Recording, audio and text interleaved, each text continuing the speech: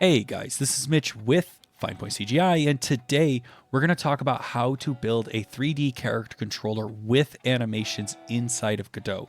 So we're going to go through the process of building out our basic camera rig. We're going to talk about how to build a character movement system. We're going to run into a little bit of bugs here and there, and we're going to fix those. And then we're going to talk about how to use the animation tree system to hook up our animations. That's what I have in store for you guys today. Let's go ahead and get started. Okay, so the first thing that we need to do is we need to actually build out our character controller. Now, you guys will notice that I already have a scene created, and down here in the bottom right, I actually already have a character built. Now, the reason why I did this is because I figured it would be easier to streamline everything than go through 30 minutes of setting everything up and getting everything going. But if you guys want the project, you guys can just download it in the description below and go from there. If not, just basically use a mesh and you'll be good to go, and it'll be easy enough. Now, I already have my character done. Now, my character is not done by me directly. It's done by Mixamo, including all of the animations and things like that. And here is Mixamo right here. It's a free place from Adobe that basically has a bunch of animations and a bunch of characters and things like that that you guys can use.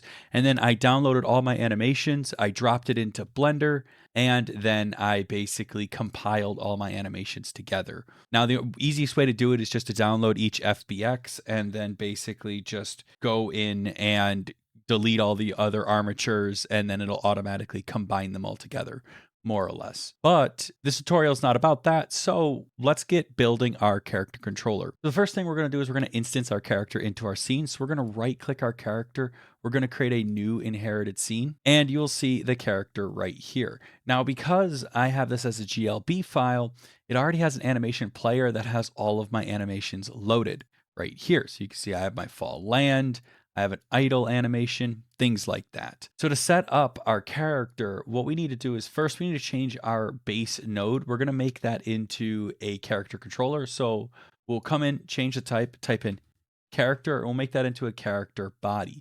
Now, character body is a body type. That means it needs to have some kind of collision. Okay, you can't have a character body or really any type of body, static or kinematic, without having some kind of collision. We're going to right click our character body. We're going to add a child node. We're going to add in a collision shape 3D. We're going to click on the collision shape and we're going to create a capsule shape like that. We're going to hold control and drag this guy up so it is perfectly in line with their feet like that. And then we're going to hit Control S and we're going to save this as player.tscn. And we're going to go back to our scene here and we are going to instance in our player. Just like that, we're going to drag them in, and then there we go. We have our player in our scene. Now, we have to set up our player movement. So if we right-click our character and we attach a script, you will see that it says, hey, we're going to attach a character script. You'll notice that there's a template here called character body basic movement, and that literally handles all of our basic movement for us. So we'll just click create. You'll see in here, it has all the code that we need. So that's really cool. So let's hit play and let's select our current scene and I'll save it real quick. And you'll notice that our scene has nothing going on. And that's because we don't have a camera. So let's get rid of this real quick, like so. And let's come into our node 3D. Let's right click it, attach a child node and type in camera because you need a camera to be able to see. If we drag this out like so, and then we hit play, you'll see we have ourselves a character right here. If we hit left and we hit right, you'll notice that they go left and right respectively. We hit forward and backwards, you'll see that they go forward and backwards respectively. So that's really cool, right? It basically solves our problem of creating a 3D character movement. So the tutorial's done. Well, not quite. We want to handle our camera rotating around our character. And we also want to have our camera follow our character. So how can we do that? Well, that's really simple. If we come over here to our camera here and we right click on our node 3D and we add in a node 3D, we can drop in another node 3D. And I'm going to leave it right here at the center of our character. I'm going to put my camera underneath my node 3D. I'll call this my camera controller. Now we need this camera controller to follow our character. So we're going to need to script it. Now we could put it as a child of our character, but that's going to run into a lot of problems in the future where if we rotate our character, it's going to rotate our camera. And we don't want that because we want it to be separate from each other. So that way we can rotate our camera independently of our character and things like that. It's going to make things a little bit more flexible, a little bit easier to use. So we'll right click our camera controller. We will attach a script and we'll call it cameracontroller.gd and we'll click create. Now, to get this to follow our character, we need to get a reference to our character. And the easiest way to get a reference to our character is by using groups. I know that a lot of people say, hey, you can do a lot of things like get tree, get root, and then grab our character, right? But doing it this way is very flexible and very simple. So I'm going to click on my player scene right here. I'm going to click on my character. I'm going to go into my node, groups, and I'm going to come in here and say player. And then I'll come up here and I'll create a var player. I'll come down here and I'll say player is equal to get tree dot get nodes in group quote player, like that. And then I'm basically going to pull back that first element and that'll grab back our player.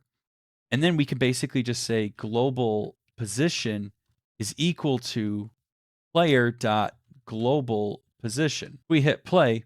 You'll see when we move our character, our camera now moves with our player. Simple enough. And if we hit the space bar, you'll see that we can jump because our pre-built character controller actually handles jumping as well. So now we have that, which is great. And it solves the majority of our problems, right? We have a very basic character controller. But what if we want to move our mouse to make our player rotate with us?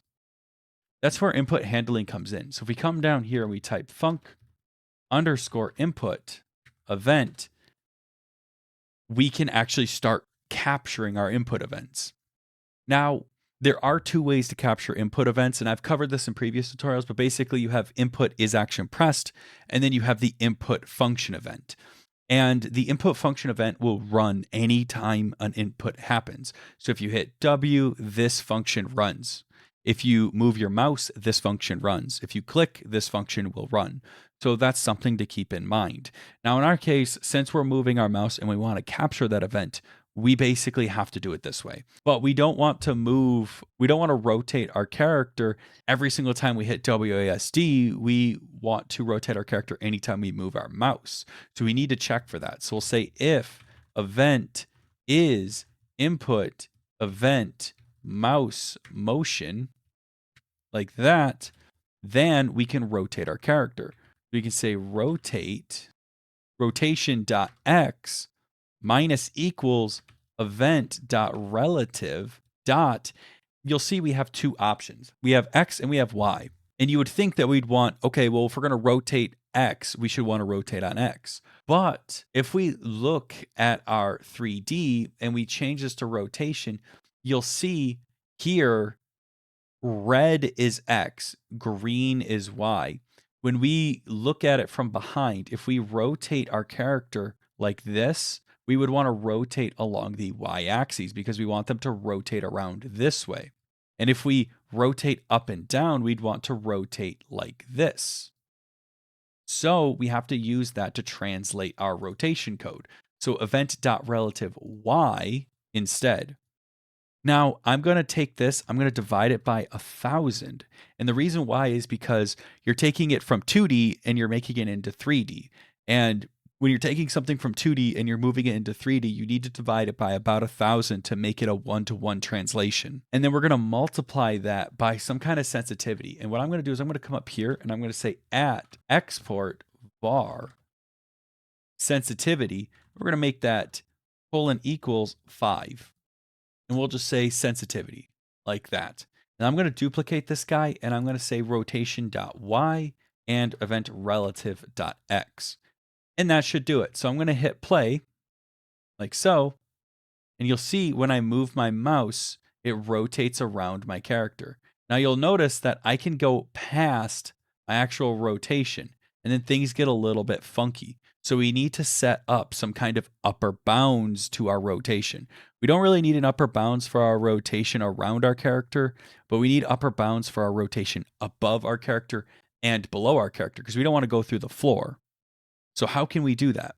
Well, that is where clamping comes in. Clamping allows us to clamp our rotation value between two numbers. So if we come in here, first we need to set up a variable.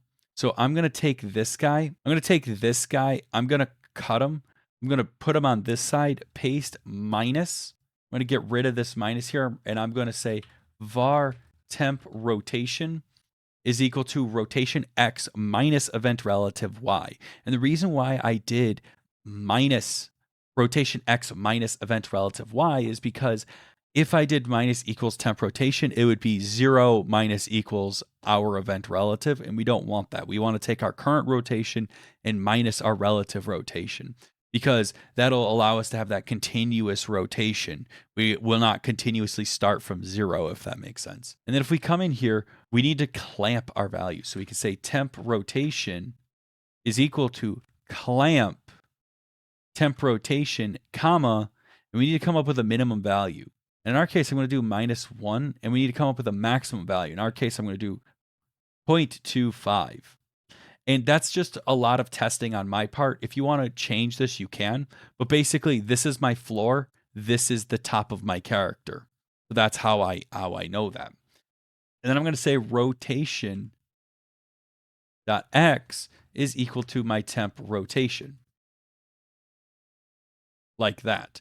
And then I'll refresh, and you'll see if I go up, I can't go past this value here.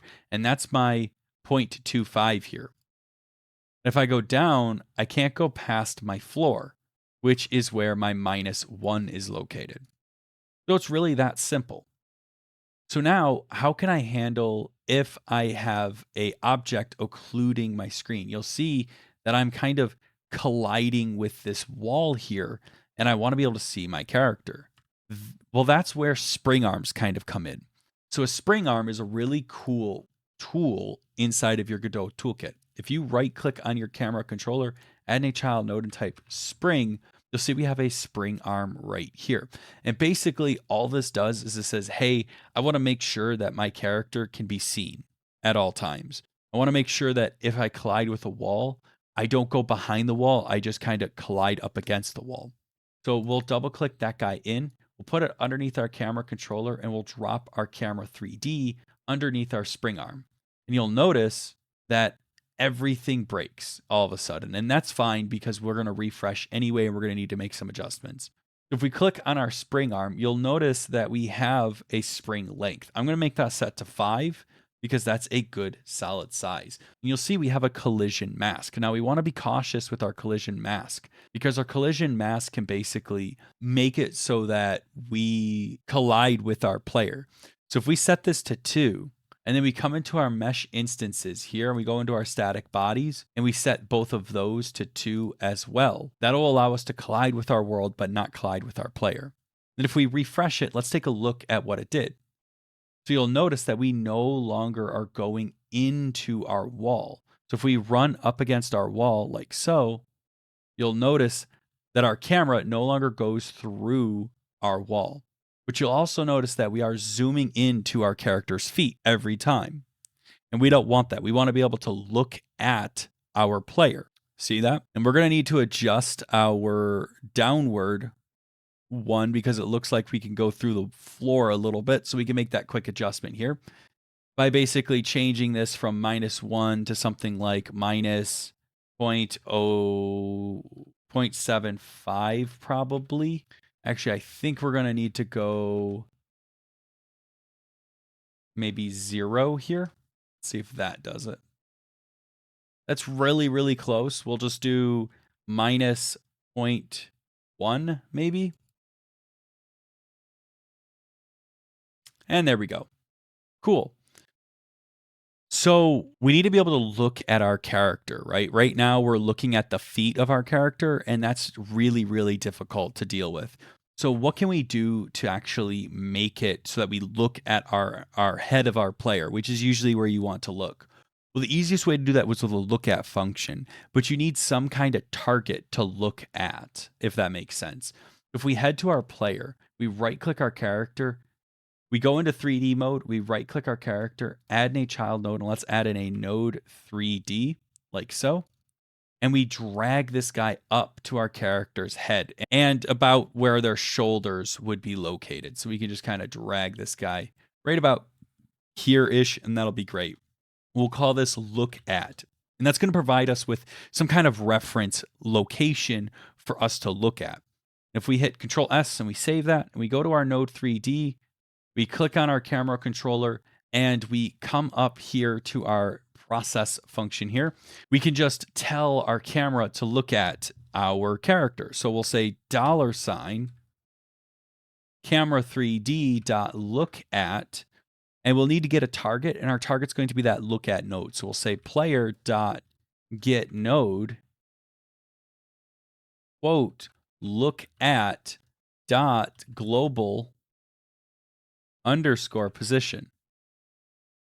And that should, in theory, work. So if we hit refresh on our player, you'll see we are now looking at the proper location on our player, and everything feels a lot better than what it did before.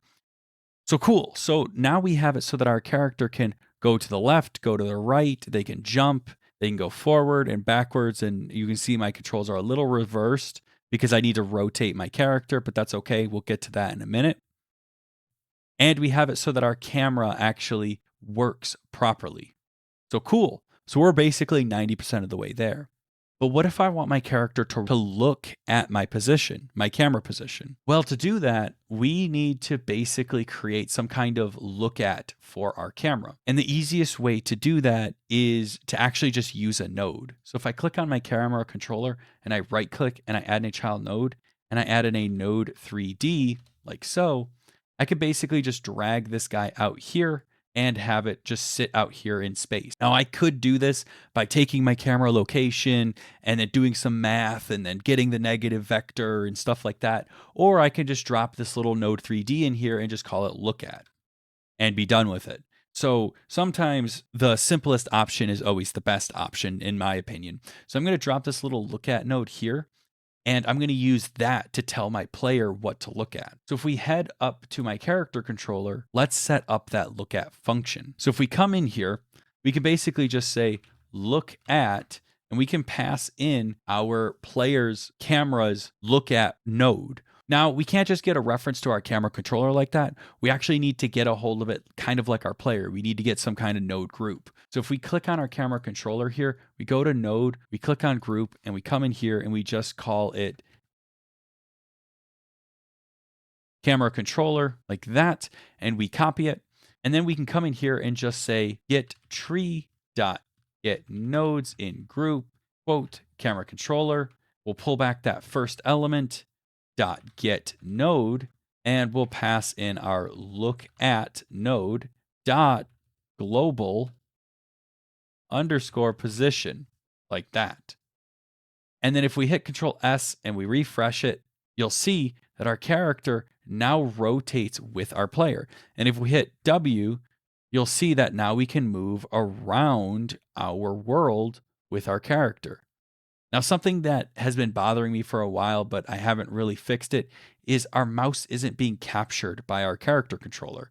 It's just kind of sitting off in space.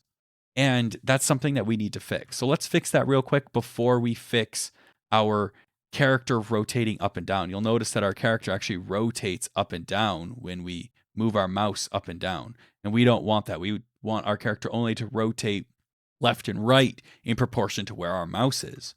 So first, to fix the mouse capture issue, if we come up to our camera controller here and we go into our ready, we actually have an input specific for that.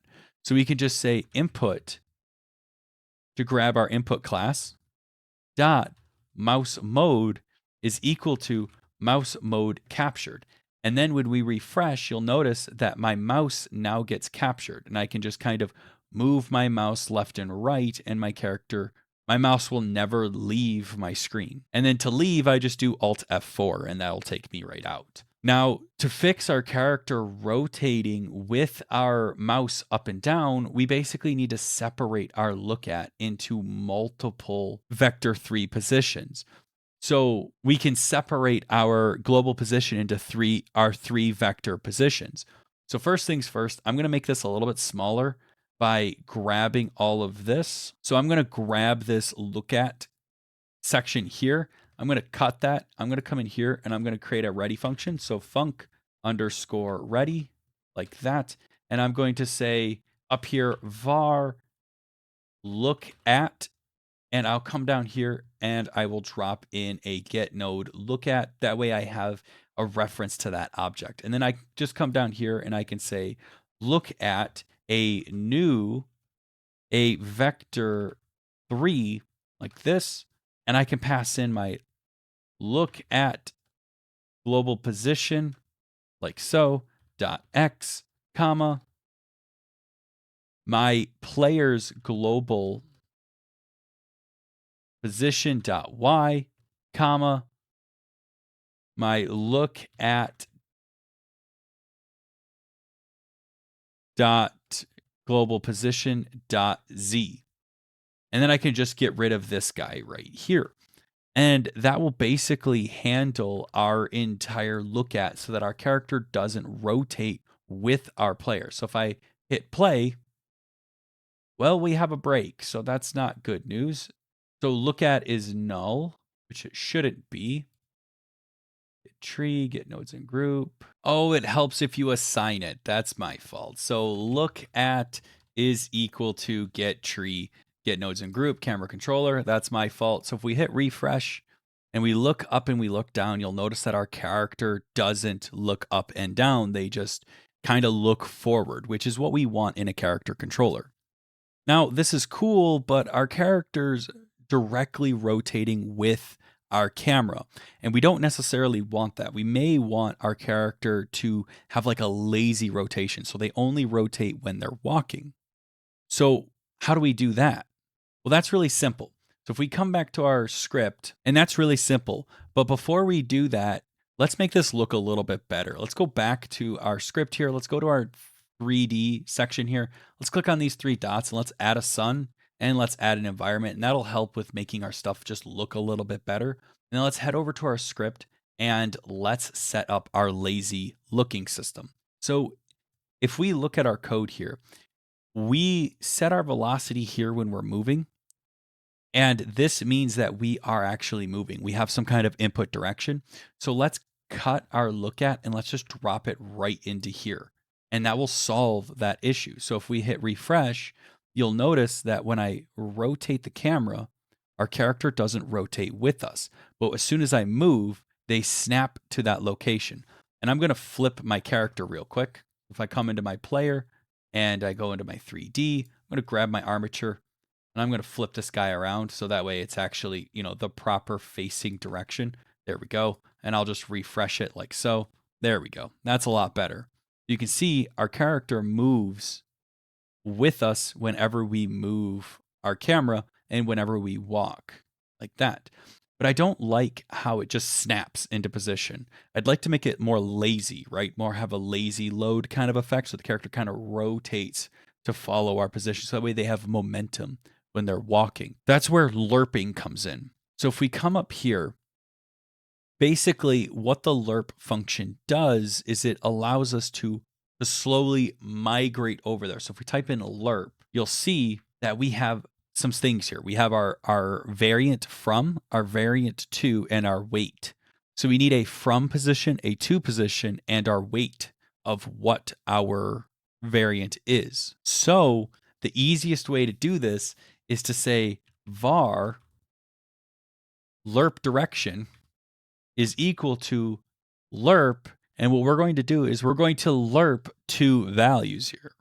And we're going to lerp our last look at direction, right? So where we were before to where we are now. So what I'm going to do is I'm going to come up here. I'm going to create a variable for that. So var last look at direction. And I'm going to make that into a vector 3, like so. Then I'll come down here and I'll say lerp our last look at direction, comma, and then where we're trying to lerp to. Now, we don't really have a look at direction. So what we can do is we can just grab this guy right here. We'll cut that, we'll paste it, comma, and then we need to come up with some kind of weight value. In my case, I'm just going to do 1 for right now, and that'll probably be way too slow, but we'll see. So we'll set it to 1, and then we'll just look at our lerp direction like that. And then we need to set our last look at direction equal to our lerp direction like that.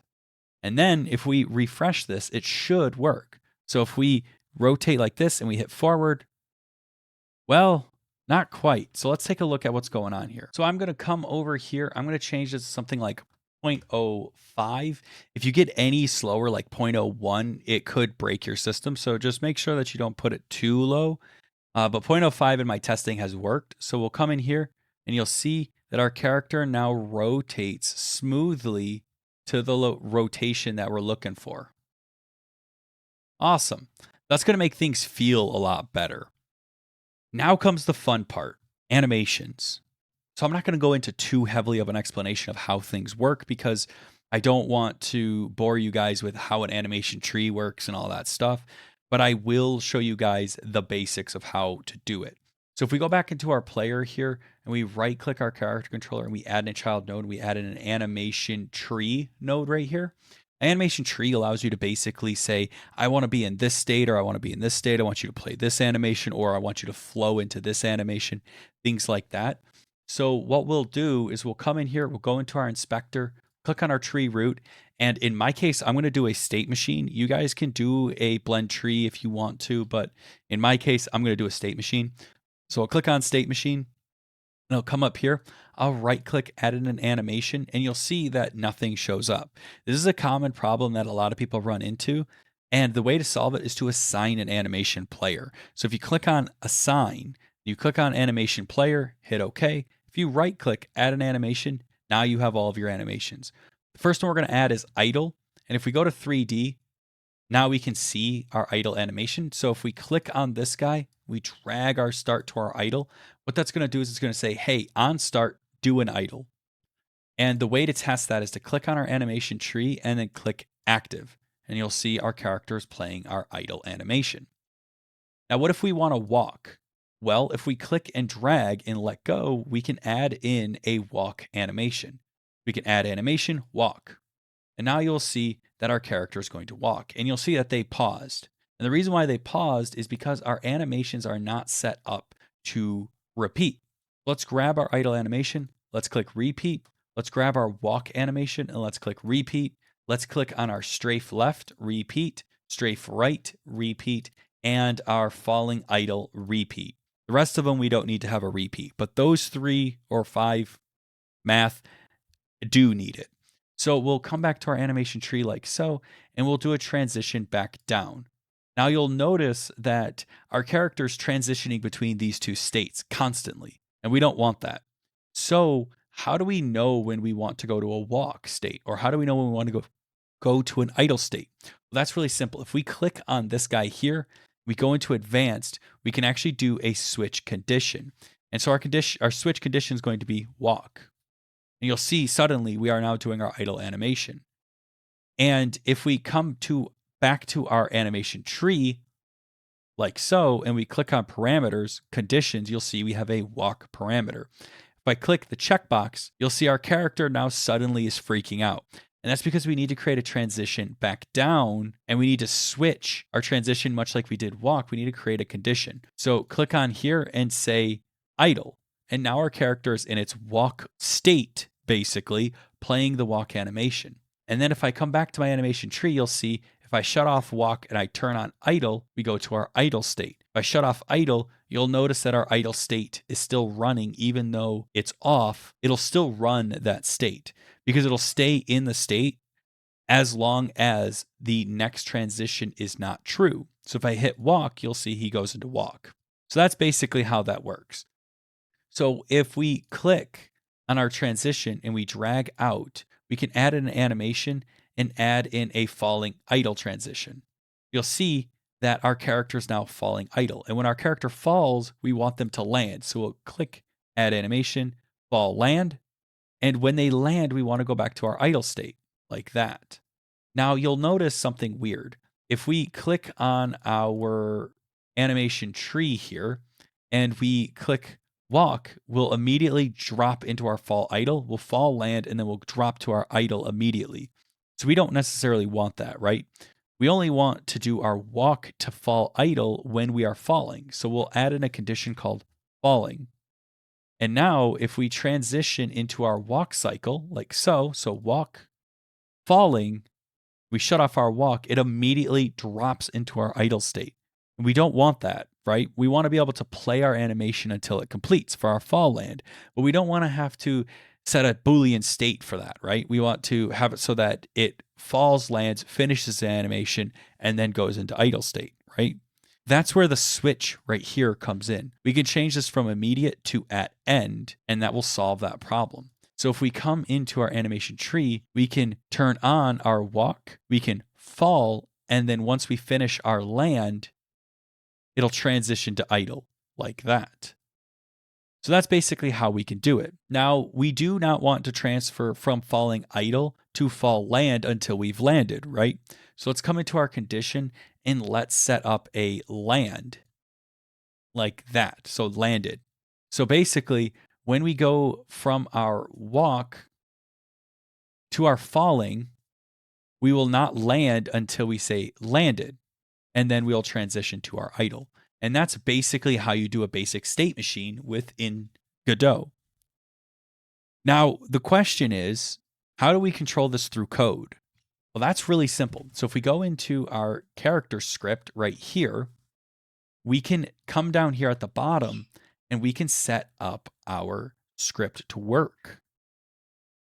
Transition our states. So if we hit $, animation tree dot set, and we can set some parameters. Now, we're not really getting too much auto completion here, and I think the reason why is because my script is not attached to my player scene. So let's drag our player.gd onto our character. That should help a little bit. If we hit quote, you'll see now it's popping up with our stuff, and we'll start with our idle state. So we'll say idle, comma, and now we can set a value, and we should set a true or a false value. Now, what I would always tell people is you should make your stuff state related. And what I mean by that is you shouldn't just say true or false. You should set it up so that it gets set by some kind of dynamic value. So for instance, up here, we're inputting a direction, right? If our input direction here is equal to a vector 2, 0, then we know that we're not going anywhere. So we can just basically grab this guy and just say input dir equal vector 2 like that dot 0. And now if we have no input, if we're not touching the keyboard, then we will go to our idle state. But we also want to make sure that if we're falling, that we're not doing an idle state, that we're doing our fall state. So we need to check for that. So we can just say and is on floor. So if we're on floor and we're not touching our keyboard, then we go into idle state. Now we can do the same thing if we copy this and say, I believe it was walk. So walk. And instead, if we say does not equal 0 and is on floor. And then we can do the same thing for falling. So copy, paste, come in here, falling if we are not on the floor. Easy enough. And then we can do the same thing with our landed, like that, if we are on the floor. If we're on the floor, we know we've landed. And that's basically how we set up our little state machine. So now if we hit play, our character is in idle state. You can see they are playing the idle animation. If we hit W, our character walks. Easy enough. If we hit jump, well, it doesn't quite work.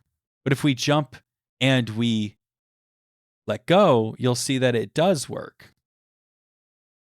So what's going on with that? And you'll also notice that for some reason, our character is moving forward when they shouldn't be.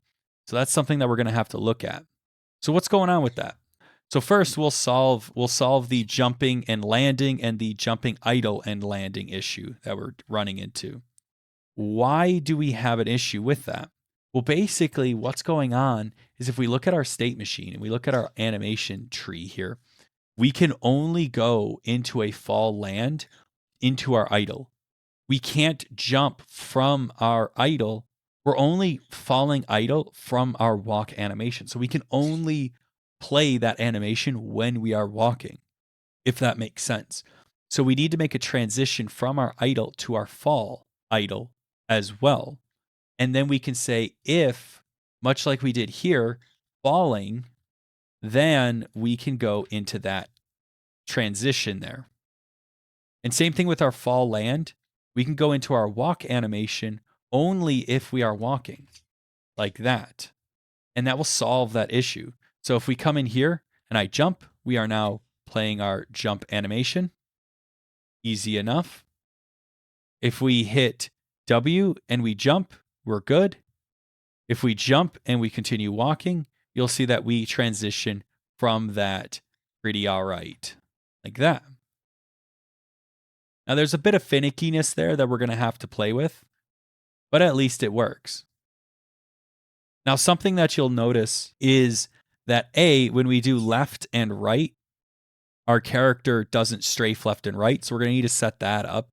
And you'll also notice that we have a slight issue where our character, for some reason, gets tilted when we do our jump. And the reason why that's an issue is because of this little lerp direction. If we change this to a vector 3 and we drop in lerp direction dot x, comma, global position dot y, comma, lerp direction dot z, that should solve our problem. And the reason why this solves our problem is because, and I need to put an extra closing there. There we go. The reason why that solves our problem is because when you jump, your global position changes. And you don't want to lerp between your up and down position. You want your position to be exact always. So if we hit play, you'll see that we no longer run into that issue. And there we go. That solves that problem. Awesome. So now we just need to set up a few smaller things. If we hit W, you'll notice that we kind of snap into position, and we don't want that. So how can we stop ourselves from snapping like that? Well, that's where transitions come in. We look at our animation tree here. We select our walk movement system here. You can see we have this X fade curve and X fade time. And these two values allow us to flow into our transition. I believe if we set this to something like 0.2, something like that, I don't think that that's going to directly handle our issue, but we can test it real quick. So if I set these guys to 0.2 and I refresh it, oh, it does. So you can see now we no longer snap into position. We kind of flow into that position.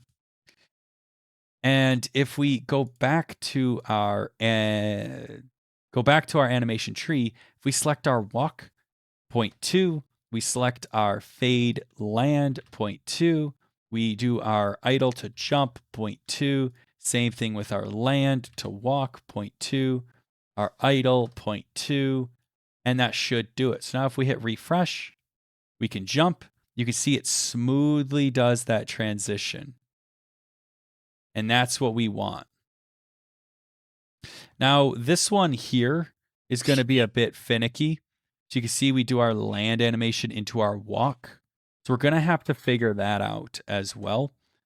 We may need a third animation for that. So I might leave that to you guys. But once we have that, all we got to do is set up our strafing. If we right click, add an animation, add in strafe left, and add in another animation, add strafe right, we can basically set all this up. And this is where state machines get really, really complicated and painful. So if we click on our transition, we say, okay, well, we can transition from our walk. We can also transition from our idle. We can also transition from our strafing, and we can transition from these guys back to these guys. We can also jump like that. And you can see suddenly how complicated this can get. It becomes difficult really easily. So now we can just say, okay, from our idle to our strafe left, we're going to be able to do that when we strafe left. So like that. And then we could do this when we go back to idle state. So idle. And then we can do this when we strafe left, like that. And then we can do the same thing here when we strafe left. And we can do, let's see, it gets messy really quick. So you got to kind of mess with it. I think that's all my strafe lefts. Yes. So now we got to do all of our strafe rights. So let's grab this guy, strafe right. We'll copy that. We'll come in here, strafe right. We'll go into this guy here, strafe right. And we'll go into here when we're falling. So, and you can see what I mean by how complicated this can get so quickly. And I'm sure that there's a better way, and I'm sure somebody's going to say, well, Mitch, why don't you do this? And I welcome if you guys can simplify this. That would be awesome. But right now, this is how I know how to do it. So we'll do it this way. And that should be all of the states. Oh, I missed one. So walk. Go. So now if I come in here, we're going to need to make some changes because we need to hook up those Booleans. So with our walk, let's copy these guys, paste them, and put strafe left and strafe right. Like that. You can see if input dir does not equal vector 2.0, instead we're going to say if input dir dot y is equal to 1 or input dir dot y is equal to -1. And we're going to need to wrap these quotes so that way we make sure we handle that use case. So that way, if either one of these guys and we're on our floor. And now we need to do the same thing down here, except for this time it's going to be a little bit simpler. So if input dir dot x is equal to 1, and if input dir dot x is equal to -1, like that. Now, if we hit refresh, that should work. So if we hit left, well, so we have it flipped first. That's broken.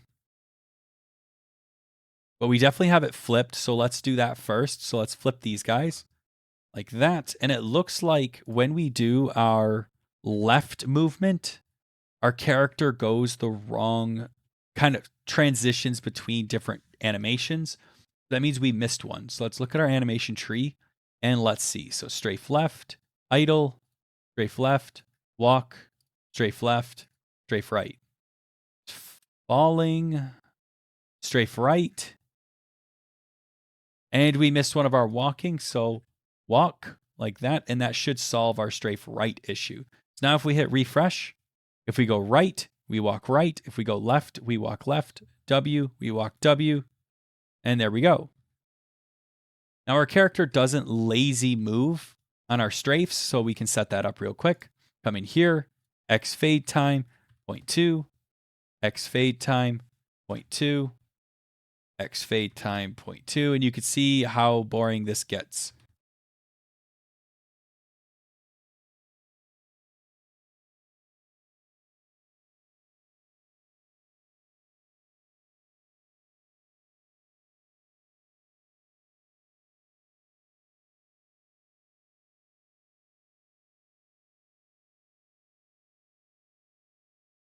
All right, let's try that. So if we hit left, we transition. There we go. That's a lot better, a lot smoother movement. There we go. And now to fix that jump while we're walking, what I'm thinking we'll do is instead of doing our animation tree into our fall land, what I'm going to do is once we land, let me check some code here. So animation tree, walk and walking. Hold on a minute. So we got walk and walking. Let's try walk instead of walking. See if that fixes it. Yeah, that's a lot better. Yeah, that's a lot better. I think that'll work. So that's my fault. I made a mistake on this part, but there we go. I mean, we basically have ourselves a very basic character controller that does the animations and does all the things that we need it to do. Now we might need to check again our animation tree because when we do our strafing, we also need to handle that when we do our land. So technically speaking, we should be doing this as well, and then setting this up as well. So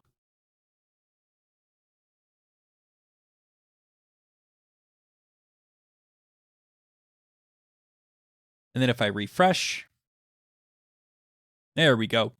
That's a lot better. And that's basically how we create a 3D character controller with animations inside of Godot. So if you like this video, go ahead and hit that like button. Hey, if you dislike this video, go ahead and hit that dislike button because I am here to make content for you guys. This video is a viewer suggested video, so if you have any suggestions, please leave them in the comments below and I'll be more than happy to put it on my list to make for the future. All of my videos are viewer suggested, so that's something that I enjoy. Now, I haven't forgot about my horror series. I will be making a new video on how to create a object investigation system. That's next on my list to record. I have it built out. I just need to record it and edit the video. So look forward to that. And hey, if you guys have any questions or comments, please leave them in the comments below or hit me up on Discord. Link is in the description. I'll be more than happy to help you out with any issues that you may run into. But that is all I have for you guys today. So thank you so much again for watching. I will see you all next time. Thanks.